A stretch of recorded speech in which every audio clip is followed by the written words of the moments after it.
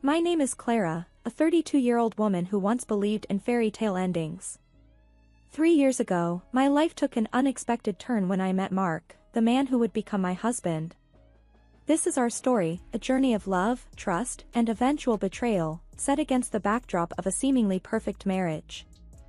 It was an ordinary Tuesday morning when fate led me to the corner cafe. With a John Grisham novel in hand, I was lost in the world of legal thrillers. That's when Mark entered, his presence immediately noticeable. He had an air of confidence, yet there was a warmth in his smile that felt inviting. "Hey, is that Grisham's latest?" he asked, nodding towards my book. His voice was friendly, tinged with genuine curiosity. "Yeah, just started it." "He's always a good read," I responded, pleasantly surprised by the ease of our conversation. We delved into a discussion about our favorite authors, our conversation flowing effortlessly. Mark had a way of making me laugh, his humor both witty and endearing. As hours passed, it felt like we were old friends catching up, rather than two strangers who had just met. In the weeks that followed, Mark and I grew closer. Our shared interests in music, particularly old jazz, and a mutual love for exploring hidden bookstores around the city, cemented our bond. He was charming, respectful, and attentive. I found myself eagerly anticipating our dates, each encounter leaving me more enchanted. One evening, as we walked along the river, Mark's tone turned serious. "Clara, I've never felt this way before. I think I'm falling for you," he confessed under the dim glow of the streetlights. His words sent a rush of warmth through me. "I feel the same, Mark." "You're unlike anyone I've ever met," I admitted, my heart racing with excitement and a hint of fear. 6 months flew by, and our relationship only grew stronger. It was during a cozy dinner at my apartment when Mark proposed. The moment was simple, yet profoundly sincere. There was no hesitation in my yes. I loved him, and I believed in our future together. The joy of our engagement, however, was soon met with apprehension as the time came to meet Mark's parents. His mother, Linda, was a stern woman with piercing eyes that seemed to judge my every move. His father was more amiable, but there was an undeniable seriousness to him, especially regarding the institution of marriage. During a formal dinner at their house, Mark's father brought up the subject of a prenuptial agreement. "It's just practical," he stated matter-of-factly. The request caught me off guard, but given my past experience with a cheating ex-boyfriend, I understood the necessity. "I agree, but I have a condition," I said, steadying my voice. "If either of us cheats, the cheater owes the other $100,000. Mark's expression was a mix of surprise and respect. "I promise, Clara, I'd never cheat on you," he said earnestly. I wanted to believe him, to trust that this time my heart was safe. Our wedding was a beautiful affair, filled with laughter, dancing, and promises of forever. The first year of our marriage felt like living in a dream. We traveled to romantic destinations, enjoyed quiet evenings at home, and supported each other's ambitions. Mark was not just my husband, he was my best friend, my confidant. After the whirlwind of our wedding, Mark and I settled into married life with an ease that surprised even me. Our first year was like living in a bubble of happiness, untouched by the outside world. Our honeymoon in Paris was a dream. Strolling along the Seine, we were just two lovebirds lost in the city of love. "Can you believe we're here?" I asked Mark one evening, as we watched the Eiffel Tower light up. He pulled me close and said, "With you, I can believe anything. This is just the start for us, Clara." Those days were filled with laughter, romantic dinners, and promises of a future together. We returned home with a suitcase full of memories and a bond that felt unbreakable. Back home, our days found a comfortable routine. Mark would kiss me goodbye every morning before heading to work, and I'd be waiting with dinner when he got back. We talked about everything and nothing, our conversations stretching late into the night. One night, as we were cleaning up after dinner, Mark said, "You know, I never thought I'd be this happy just doing mundane stuff like washing dishes." I playfully splashed some water at him. "That's because you've got an amazing wife. It's all about good company." He laughed, catching the water in his hands. Absolutely. Best decision of my life, marrying you. Despite our happiness, there was a growing pressure from outside, the expectation of starting a family. At family gatherings, Mark's mom, Linda, would often drop not-so-subtle hints. "So, when are we going to hear some good news?" Linda asked one Sunday lunch, her tone laced with expectation. I tried to brush it off with a joke. "Oh, you'll be the first to know when there's news." But her persistence grew over time, and it started to strain me. Mark noticed my discomfort but reassured me, "Don't let my mom get to you. We'll start a family when we're ready, not a minute sooner." Despite these pressures, our first year of marriage was magical. We celebrated our first anniversary with a quiet dinner at home. Mark surprised me with a necklace I had admired months ago. "Happy anniversary, Clara. Here's to many more years of happiness," he said, his eyes shining with love. I felt tears prick my eyes as I said, "Thank you, Mark. I couldn't have asked for a better partner in life." That night, as we cuddled on the couch, I couldn't help but feel incredibly lucky. I had a husband who loved me, a cozy home, and a future that seemed bright. As our second year of marriage began, the pressure from Mark's family, especially his mother Linda, started to take a toll on me. It wasn't just about starting a family anymore, her criticisms seeped into every aspect of our lives. Linda had a way of making her disapproval known, often under the guise of helpful comments. Every visit became a nightmare for me.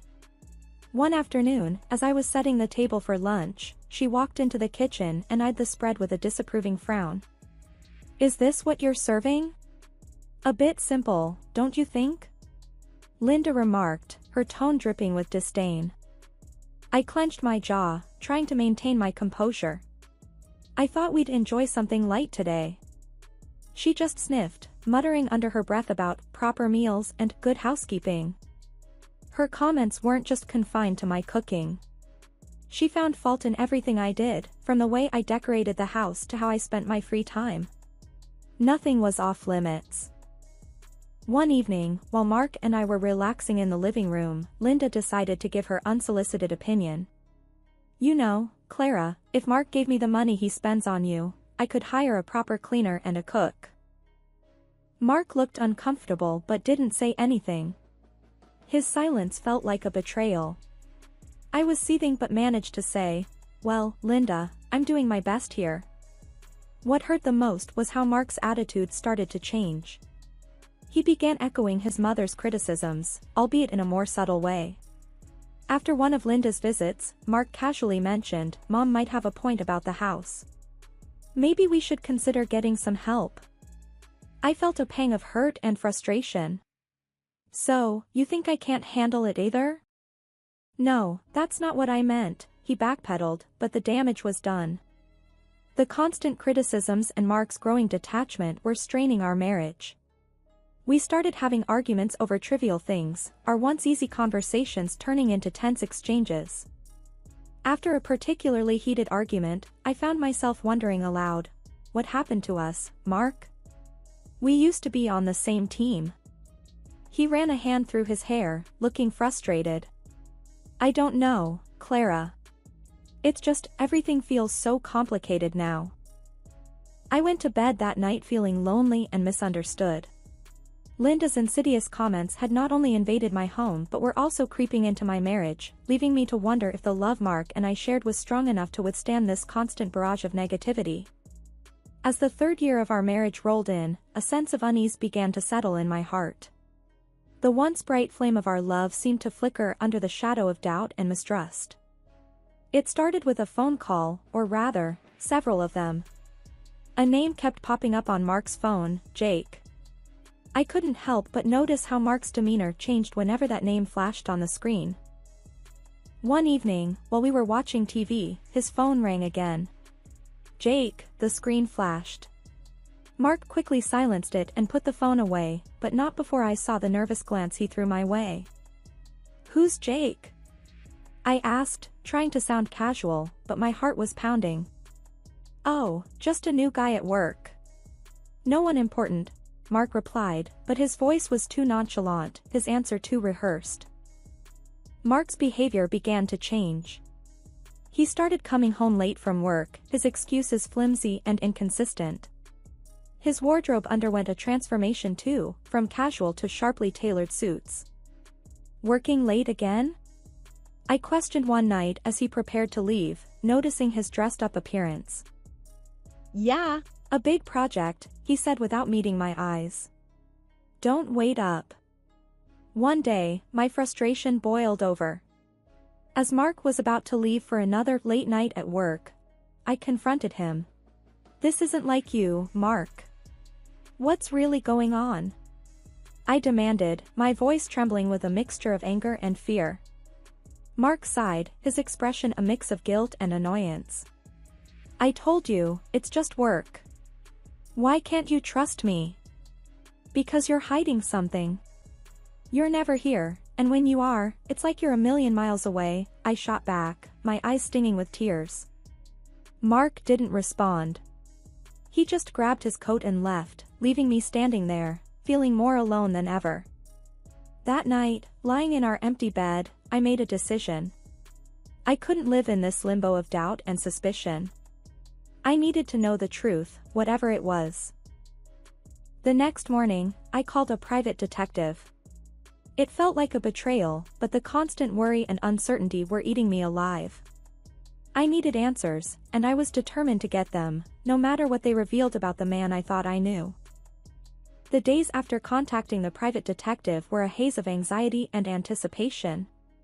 I felt like I was walking on a tightrope, trying to maintain a semblance of normalcy while my world was quietly crumbling around me. Then the call came, and with it, the shattering of my last hopes. Mrs. Johnson, we have conclusive evidence. I'm afraid your suspicions were correct. The detective's voice was solemn, heavy with the weight of the news he was delivering. He explained that Mark had been having an affair. The mysterious Jake on his phone was actually a woman. My heart sank as he detailed their meetings, providing timestamps and photos. It was irrefutable. I sat there, phone in hand, feeling a mix of devastation and vindication.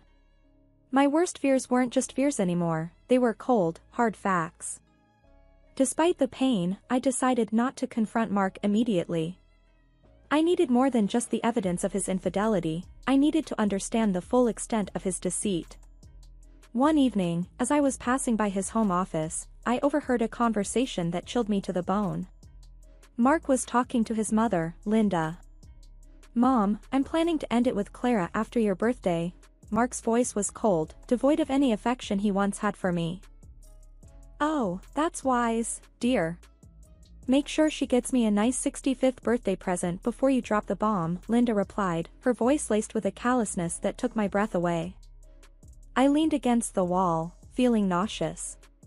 Not only was my husband unfaithful, but he and his mother were plotting against me, waiting to use me for one last expensive gift before discarding me.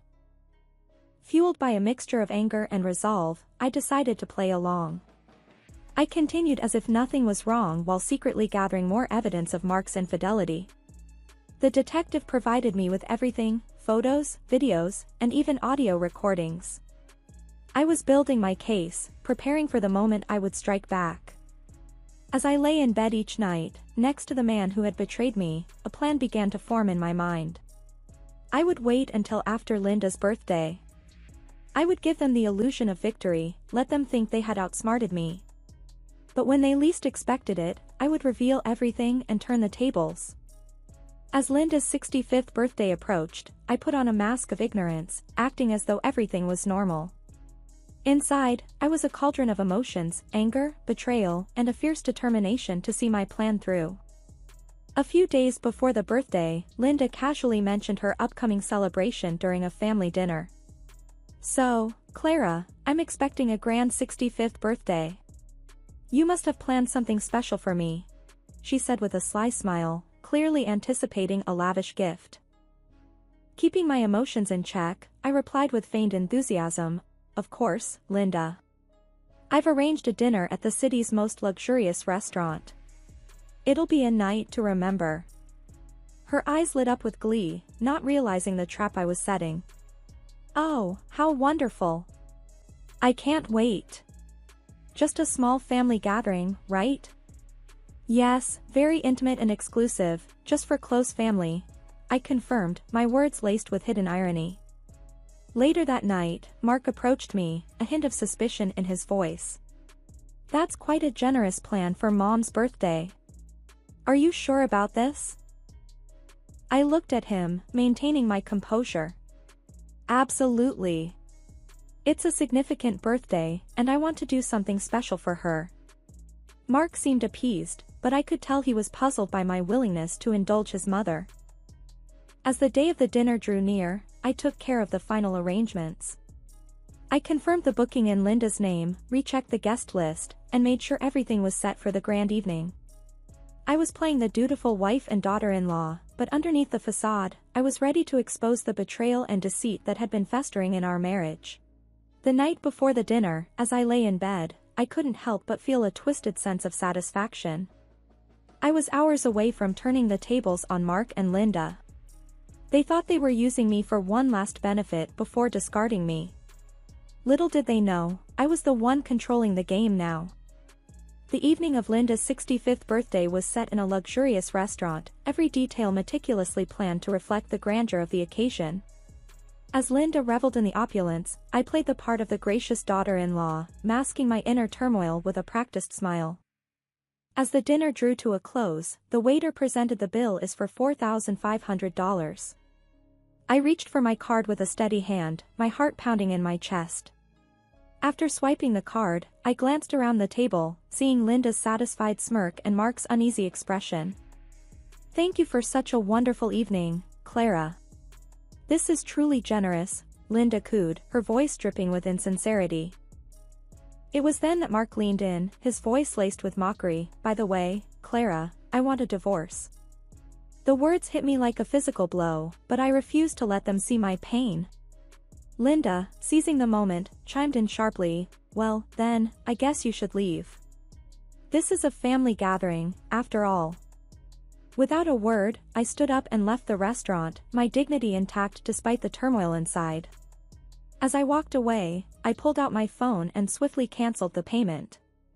Then, with a few more taps, I blocked the shared account, ensuring Mark couldn't cover the cost either.